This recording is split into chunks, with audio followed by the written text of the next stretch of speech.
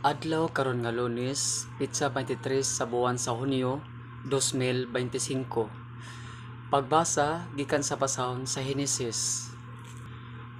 Ang Ginoo miingon kang Abram, biyae ang imong nasod ug ang imong mga parente ug ang balay sa imong amahan ug lakaw ngadto sa usa ka nasod nga ipakita ko kanimo. Atagan ko ikaw og daghang kaliwat ug mahimo silang dakong nasod.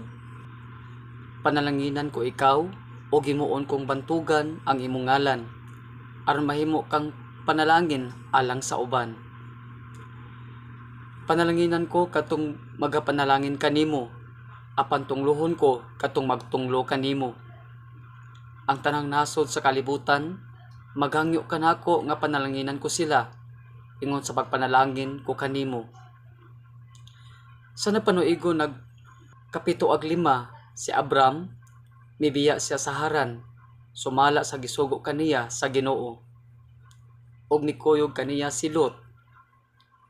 Gidala ni Abram si Sarai nga iyang asawa, ug ang iyang pagumangkon nga si Lot ingon man ang tanan nilang katigayunan ug mga ulipon nga ilang napanag-iya didto sa Haran, og migikan sila paingon sa yuta sa Kanaan.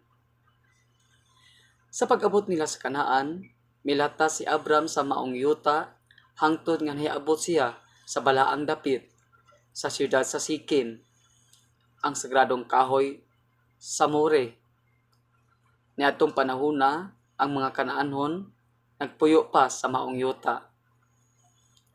Unya ang Ginoo mipakita kang Abram og niingon kaniya, mao kining yutaa ang ihatag ko sa imong mga kaliwat.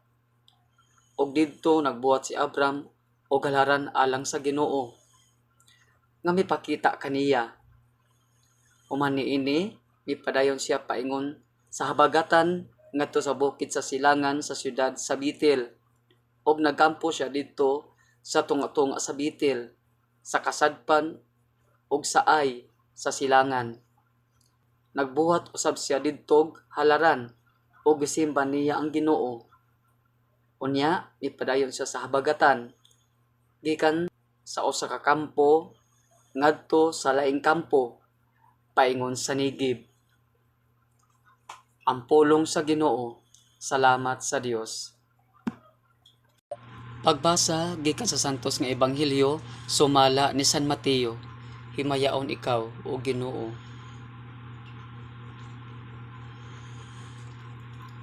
Ayaw kamo paghukom sa uban, aron dili kamo hukman sa Dios.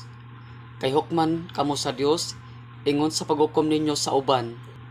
Uksokdon kamo niya sa samang sukdanan nga inyong gigamit sa uban.